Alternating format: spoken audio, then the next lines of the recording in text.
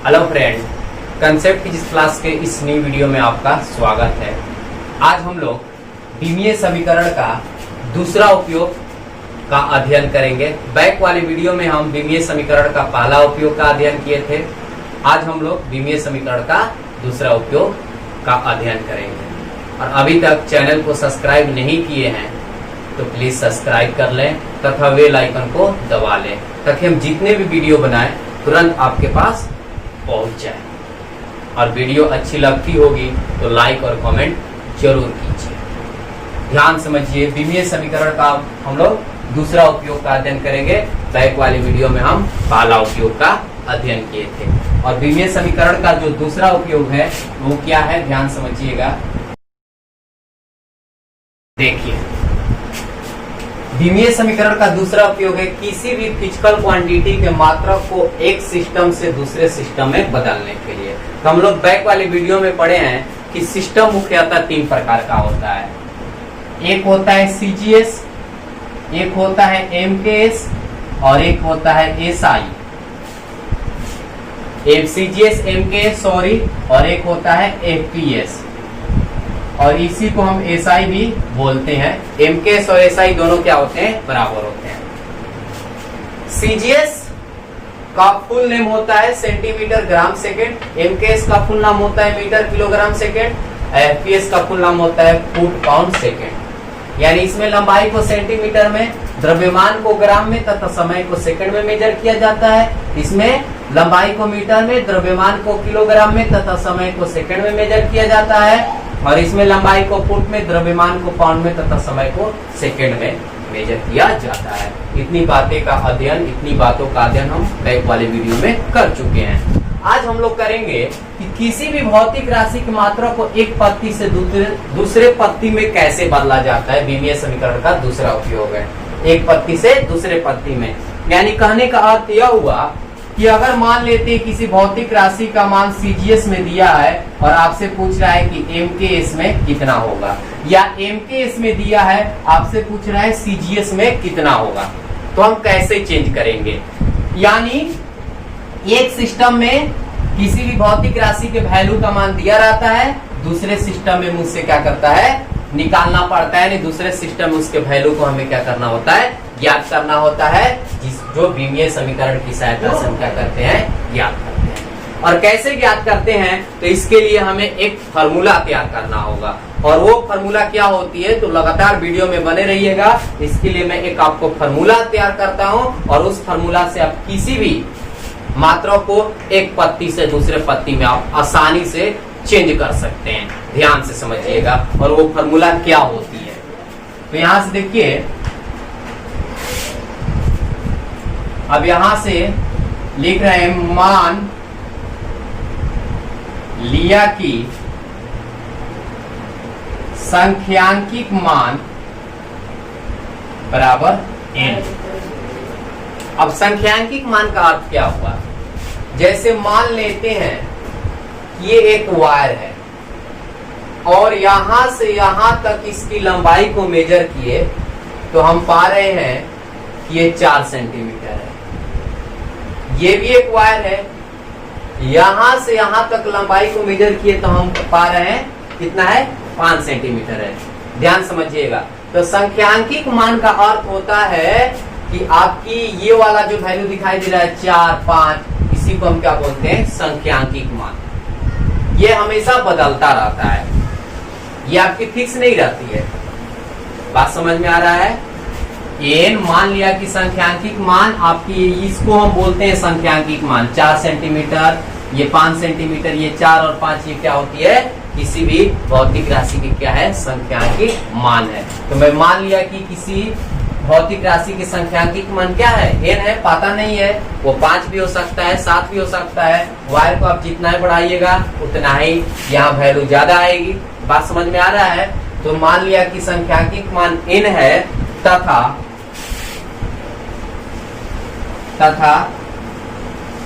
मात्रक मान बराबर u है। मात्रक मान मतलब ये वाला, इसका मात्रक सेंटीमीटर दिया है, इसका मात्रक सेंटीमीटर दिया है। बात समझ में आ रही है। ये नहीं चेंज होने वाला है। आप वायर को कितना भी बढ़ा दीजिएगा तो यहाँ 6 सेंटीमीटर अरे आपको अगर यहाँ मीटर में मेजर करते हैं तो ये मीटर आएगा, ये मीटर आएगा, ये मीटर आएगा। यहाँ जो वैल्यू है, यहाँ जो वैल्यू है, यहाँ जो वैल्यू है, ये तो चेंज होने वाला नहीं है। ये भले चेंज हो सकता है, 4 यहाँ आ रहा है, 5 आ रहा है, यानी लेंथ को जितना ही बढ़ाइएगा जो आपकी अंक है उतना ही मान क्या आएगी, ज्यादा आएगी। लेकिन अगर यहाँ सेंटीमीटर है तो यहाँ भी सेंटीमीटर, यहाँ भी सेंटीमीटर, यानी सेंटीमीटर में मेजर कर रहे हैं तो सेंटीमीटर में आएगा, मीटर में मेजर कर रहे हैं तो मीटर में आएगा। बात समझ में आ रहा है? तो मात्रक मान उसी को बोलते हैं। मात्रक मान आपका क्या हो गया, Q हो गया। अब यहाँ जो बात मैं लिख रहा हूं इसको ध्यान से समझिएगा। यहाँ क्या होती है कि मात्रक मान तथा संख्यांकिक मान का गुणनफल अचर होता है। क्या होता है? मात्रक मान तथा संख्यांकिक मान का जो गुणनफल है वो क्या होती है, अचर होती है। फैक्ट बातें आपको याद रखना है कि संख्यांकिक मान और मात्रक मान का जब मल्टीप्लाई करते हैं तो उसकी जो वैल्यू है वो कांस्टेंट आती है। कांस्टेंट मतलब अचर आता है, बदलता नहीं है। यानी कहने का अर्थ यह हुआ कि एन यू अब बराबर क्या आएगी, अचर आएगी। एन यू बराबर क्या आएगा, अचर आएगा। दो पोजीशन के लिए अगर इसको लिखना होगा तो N1 E1 बराबर क्या लिखेंगे, N2 E2। बात समझ में आ रही है आपको? दो पोजीशन के लिए, क्योंकि देखिए किसी भी भौतिक राशि के मात्रा को एक पत्ती से दूसरे पत्ती में अगर बदलेंगे तो वहां दो सिस्टम हमेशा हमें मिलेगा। एक सिस्टम में वैल्यू दिया रहेगा, दूसरा सिस्टम में पूछेगा। तो वहीं हम दो पोजीशन में लेकर चले गए। तो दो पोजीशन में लेकर गए तो N1 E1 यानी पहला पोजीशन में संख्यांकिक मान N1 हो गया, दूसरा पहला पोजीशन में आपका मात्रक मान E1 हो गया, दूसरा पोजीशन में आपका संख्यांकिक मान N2 हो गया और मात्रक मान Q2 हो गया। बात समझ में आ रहा है? दोनों बराबर होंगे और दोनों का वैल्यू किसके बराबर होगा, अचर। बात समझ में आ रही है आपको? मैं दो सिस्टम के लिए यहाँ जो आपकी सिंबल है वो क्या कर दिया, बदल दिया, चेंज कर दिया। N1 E1 यानी पहला सिस्टम, N2 E2 दूसरा सिस्टम, और दोनों का गुणनफल किसके बराबर होगा, कांस्टेंट होगी। बात समझ में आ रही है आपको? तो N1 E1 बराबर N2 U2, इसको हम मानेंगे इक्वेशन नंबर 5। यहाँ तक किसी भी प्रकार की आपको कोई दिक्कत नहीं होनी चाहिए। अब मैं यहाँ क्या लिख रहा हूं, पहले सिस्टम में ध्यान से देखिएगा, बहुत एक सिंपल सा ट्रिक फार्मूला आपको तैयार कर रहा हूं। किसी भी भौतिक राशि के मात्रा को एक पत्ती से दूसरे पत्ती में आप आसानी से इस फार्मूला से चेंज कर सकते हैं। हम एग्जाम्पल भी आपको देंगे और चेंज करके सिखाएंगे भी कि कैसे चेंज किया जाता है। लगातार वीडियो में बने रहिएगा। पहले सिस्टम में मैं लेट कर लिया, पहले सिस्टम में मैं लेट कर लिया मतलब मान लिया कि जो द्रव्यमान है उसको M1 में मेजर किया जाता है, जो आपकी लंबाई है उसको L1 में मेजर किया जाता है, जो आपकी समय है उसको T1 में मेजर किया जाता है। बात समझिएगा। पहले सिस्टम में मैं मान लिया कि द्रव्यमान को M1 में, लंबाई को L1 में तथा समय को T1 में मेजर किया जाता है, मापा जाता है। और इनकी जो बीमा है, इनकी जो बीमा है क्रमशः X Y क्या है, Z है।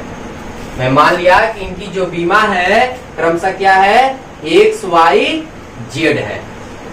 इनकी बीमा X Y Z है। ध्यान समझिएगा। अब आगे बढ़ रहे हैं, ऐसे लिखेंगे।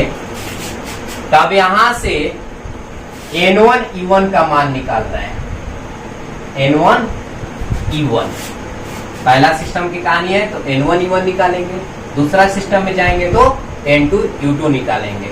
तब N1 E1 का मान कितना होगा, तो अब यहां लिखेंगे हम N1 और E1 क्या है आपका, E1 क्या है, देखिए क्या माने हैं, मात्रक मान माने हैं। तो मात्रक मान देखिए यहां से चेंज हो रहा है, द्रव्यमान लंबाई और समय का अलग अलग आ रहा है, तो Q के जगह पर अब लिखेंगे द्रव्यमान को m1 माने हैं, लंबाई को L1 माने हैं और समय को क्या माने हैं, T1 माने हैं। बात समझ में आ रही है? ये N1 ज्यों कहते हो, या फिर जब एग्जाम्पल हम लेंगे तो वहां इसका वैल्यू दिया रहता है। N1 का हमेशा मान दिया रहेगा, N2 हमेशा क्या करना होता है, निकालना होता है। और ये आपकी मात्रक हो गई, जो आपका यह मात्रक मान माने हैं, तो द्रव्यमान लंबाई समय, ये 3 मूल मात्रक होते हैं जिनका यूज जाकर किया जाता है। ऐसे मूल मात्रक जो होता है 7 होता है, 7 में 3 इंपॉर्टेंट होते हैं, द्रव्यमान लंबाई और समय। M1 L1 T1 पहला सिस्टम में मान लिए, तो यानी कि M1 L1 T1, और इनकी बीमा कितनी है, x y z। तो हम जानते हैं कि किसी भी भौतिक राशि की बीमा उसकी घात होती है, उसका पावर होता है। तो हमें बीमा इसका लिखना होगा, तो यहाँ लिखेंगे x पावर के रूप में, यहाँ लिखेंगे y और यहाँ लिखेंगे z। कोई दिक्कत? बात समझ में आ रही है? तो यहाँ से हम N1 Q1 के मान को क्या कर लिए, निकाल लिए। अब इसी तरह लिखेंगे दूसरे सिस्टम में, दूसरे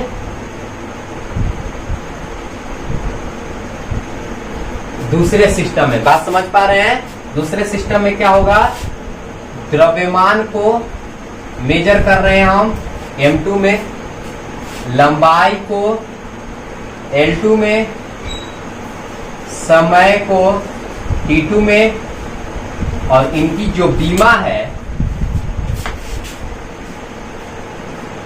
x y z है। अब देखिए यहाँ आपके दिमाग में ये प्रश्न उठ रहा होगा कि यहाँ द्रव्यमान M1 कर लिए, यहाँ लंबाई L1 कर लिए, यहाँ समय T1 कर लिए, यहाँ दूसरे सिस्टम में आए तो हम 2 मान लिए, यानी इसको चेंज कर दिए, तो बीमा क्यों नहीं चेंज हुआ, बीमा क्यों नहीं चेंज हुआ? यहाँ हम x1 y1 z1 क्यों नहीं लिखे, हम यहाँ x2 y2 z2 क्यों नहीं लिखे? इसलिए नहीं लिखे कि किसी भी भौतिक राशि जो होती है, जैसे द्रव्यमान है, तो इसका बीमा कभी चेंज नहीं हो सकता, आपकी मान चेंज हो जाएगी।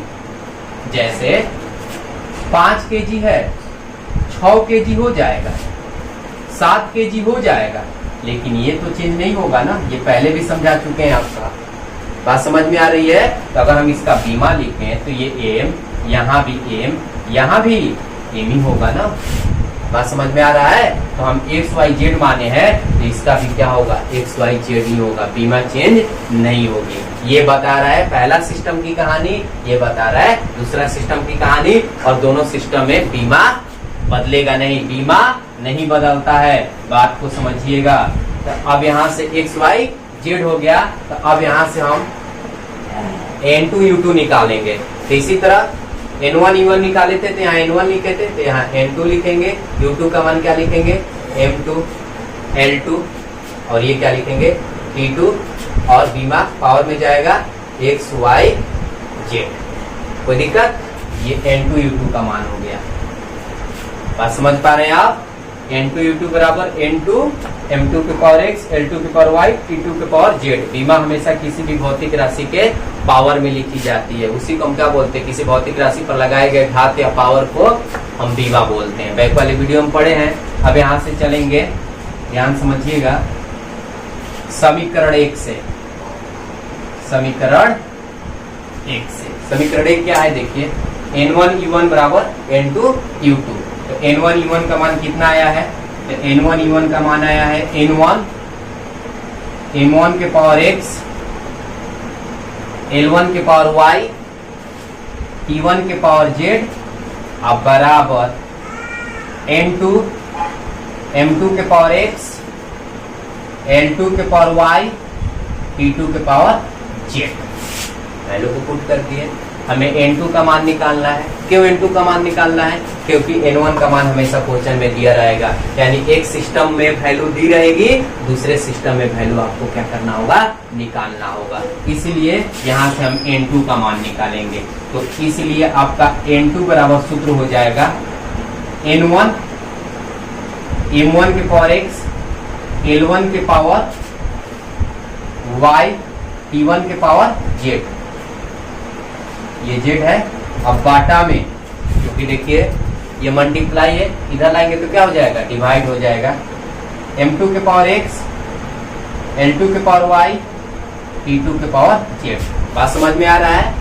अब इतनी बातें जो है आप स्क्रीनशॉट कर लीजिए, इसके बाद हम आगे बढ़ते हैं। अब देखिए इधर से, अब यहाँ हम इसको किस प्रकार हल करेंगे। जैसे हम लोग पढ़े हैं घातांक के नियम में, a की पावर m बटा b के पावर m, इस प्रकार हो तो हम ऐसे लिख सकते हैं, ab के पावर m लिख सकते हैं ना। तो ध्यान से देखिएगा, यहाँ m1 यहाँ m2 पावर बराबर है, m1 बटा m2 की पावर क्या कर सकते हैं, x लिख सकते हैं। तब इसको हम कैसे लिखेंगे, n2 बराबर n1 m1 बाटा m2 के पावर x n2 हो जाएगा l1 बाटा l2 के पावर y, इसी प्रकार, और ये हो जाएगा t1 बाटा t2 के पावर z। इस इक्वेशन की सहायता से हम किसी भी भौतिक राशि के मात्रक को एक सिस्टम से दूसरे सिस्टम में क्या कर सकते हैं, बदल सकते हैं। n2 बराबर n1 m1 बाटा m2 के पावर x, याद रखना होगा आपको, ये द्रव्यमान है पहला सिस्टम का दूसरा सिस्टम का, पहला सिस्टम में लंबाई दूसरा सिस्टम में लंबाई, पहला सिस्टम में समय दूसरा सिस्टम का समय, और x y z आपकी क्या है, बीमा है। इसकी सहायता से हम किसी भी भौतिक राशि के मात्रा को एक पत्ती से दूसरे पत्ती में क्या कर सकते हैं, बदल सकते हैं। अब देखिए हम कैसे बदलेंगे, इस फार्मूला को कैसे लागू किया जाता है, ध्यान से समझिए। अब यहाँ से हम एक एग्जाम्पल लेते हैं। जैसे हम एग्जाम्पल ले लिए, पहला एग्जाम्पल ले लिए, मान लिया यहां से कि एक भौतिक राशि गुरुत्वीय त्वरण है, ध्यान से समझिएगा, गुरुत्वीय त्वरण है। इसका मान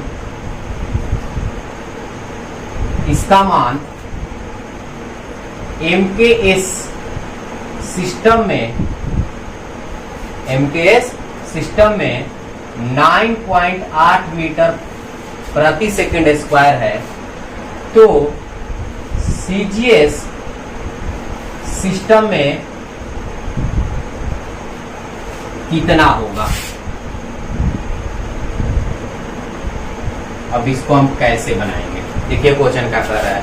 एक फिजिकल क्वांटिटी आपके पास गुरुत्वीय त्वरण है, इसका मान MKS सिस्टम में 9.8 मीटर प्रति सेकंड स्क्वायर है, तो CGS सिस्टम में इसका मान कैसे होगा, विमीय समीकरण की सहायता से इसको कैसे निकालेंगे। तो ध्यान से समझिएगा, इस फार्मूला को लागू करने से पहले सबसे पहले इसमें पकड़ना होता है कि फिजिकल क्वांटिटी कौन है। तो इसमें फिजिकल क्वांटिटी गुरुत्वीय त्वरण है, और फिजिकल क्वांटिटी का सबसे पहले हम क्या लिखेंगे, बीमा लिखेंगे, सबसे पहला काम है। तब यहाँ लिखेंगे गुरुत्वीय त्वरण।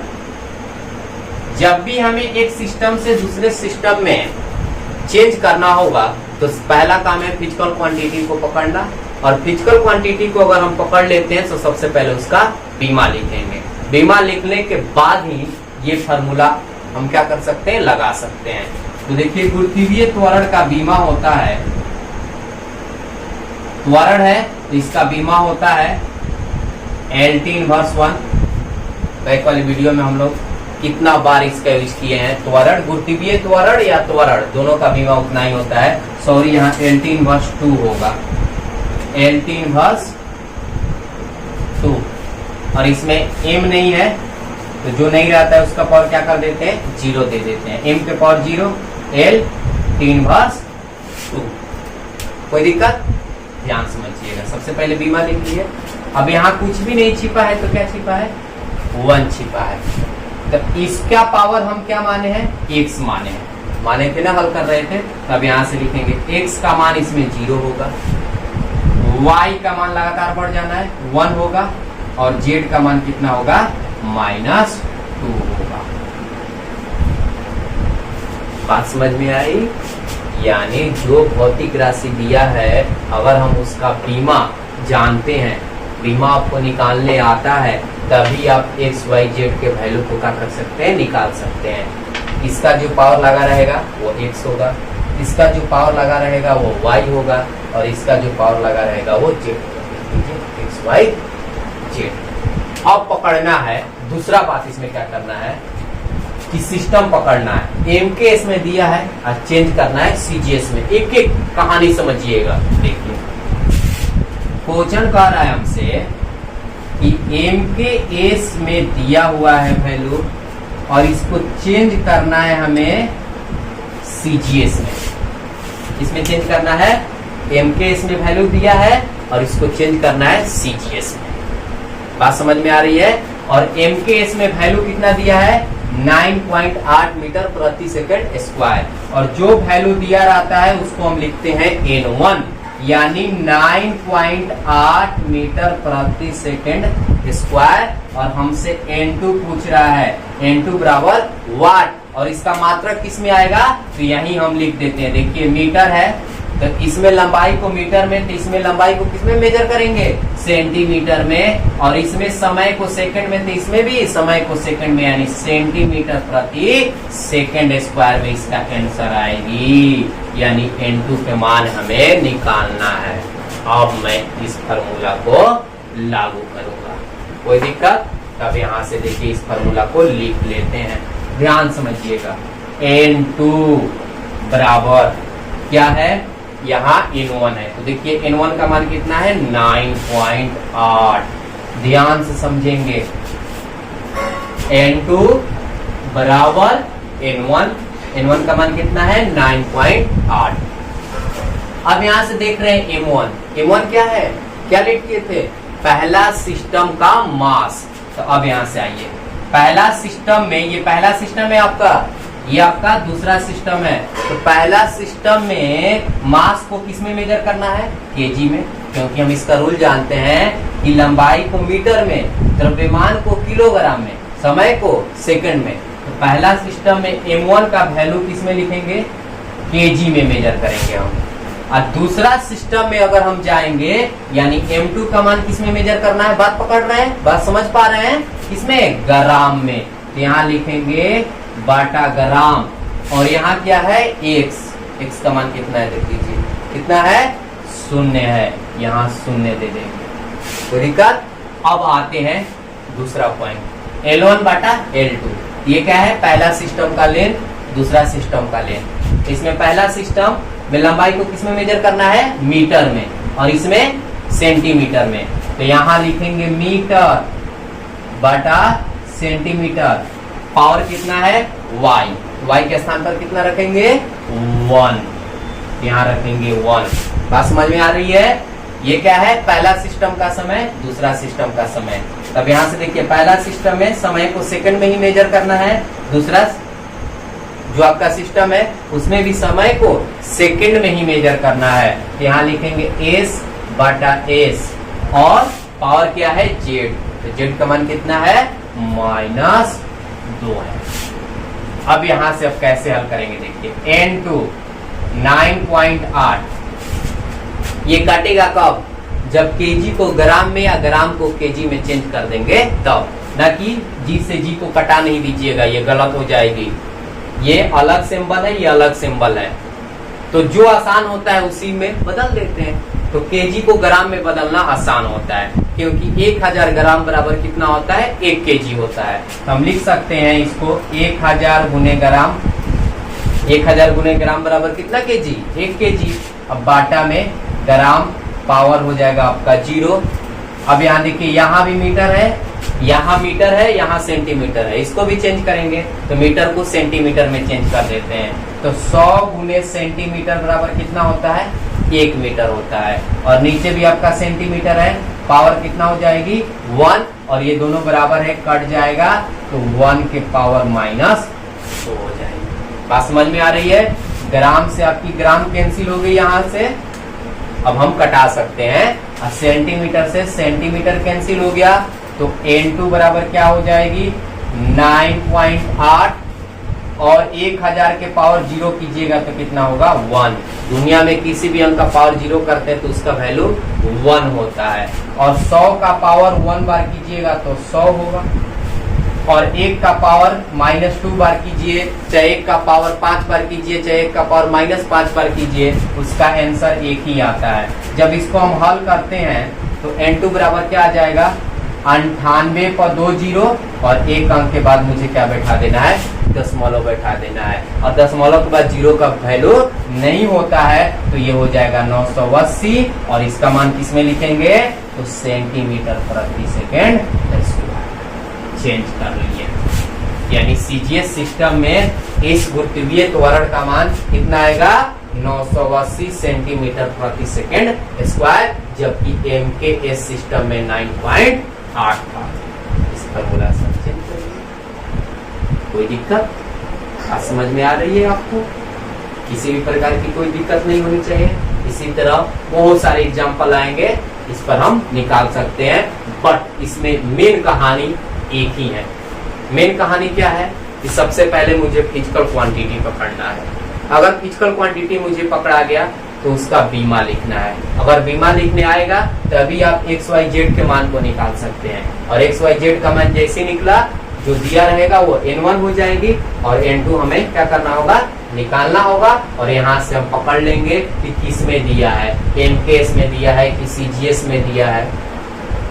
समझ में आ रही है, जिसमें दिया रहेगा, जिससे पूछेगा, जैसे यहाँ एमकेएस दिया है सीजीएस में बदलना था तो एमकेएस कन्वर्ट बाई सीजीएस। अगर हमें सीजीएस में दिया रहता है एमकेएस में कन्वर्ट करना होता तो इधर सीजीएस लिखते, इधर एमकेएस लिखते, तो सीजीएस आपका पहला सिस्टम हो जाता और एमकेएस आपका दूसरा सिस्टम हो जाता। यानी जो दिया रहेगा वो पहला सिस्टम होगा, जो हमसे पूछेगा वो दूसरा सिस्टम होगा।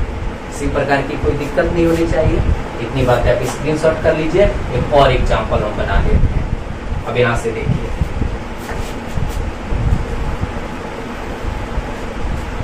ताकि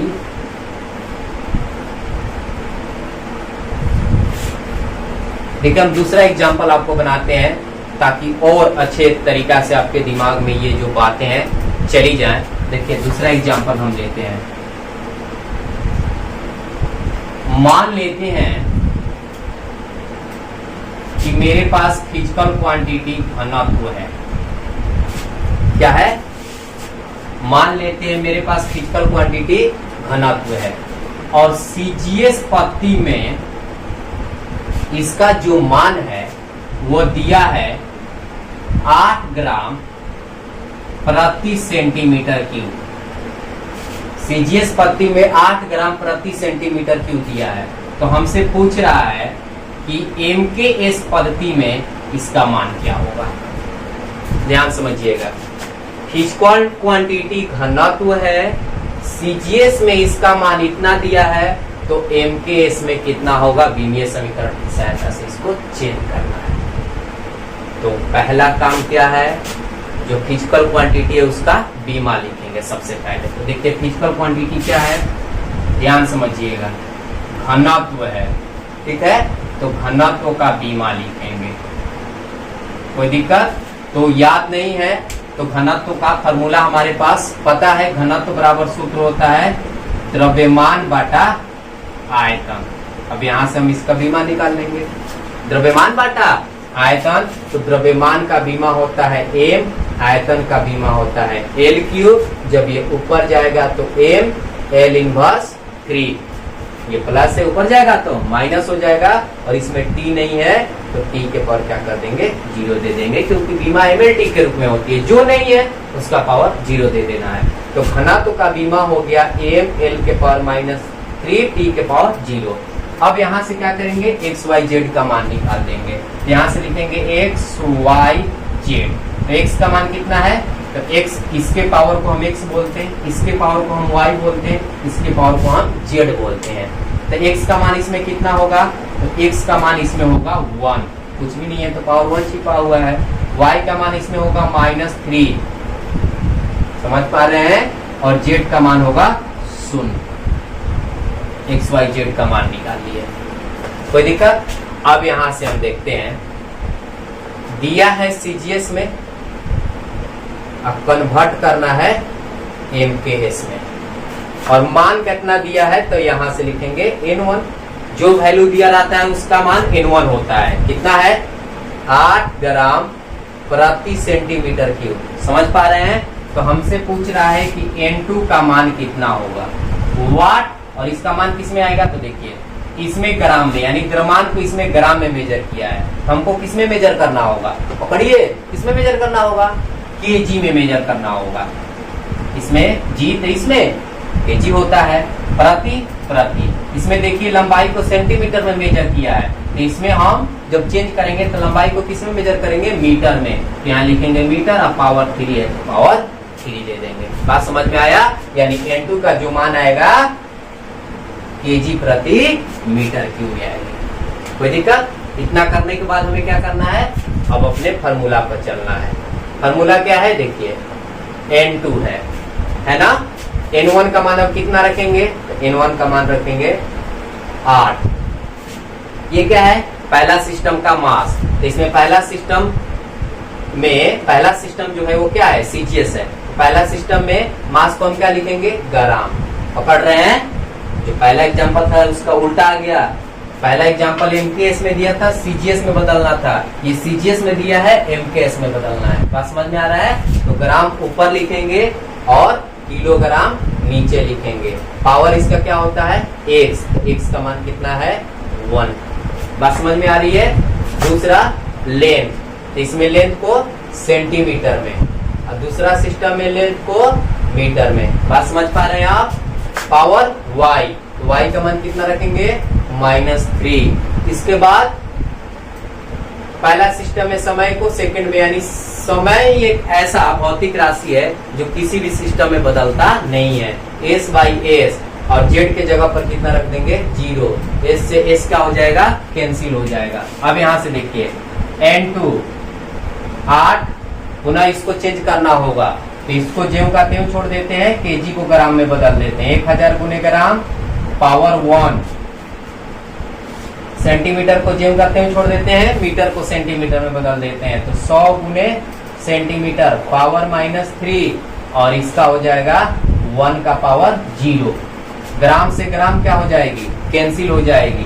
तो 8 गुने 1/1000 हो जाएगा, क्योंकि यहाँ बच्चा 1/1000 का पावर 1 करेंगे तो 1/1000 ही होगा।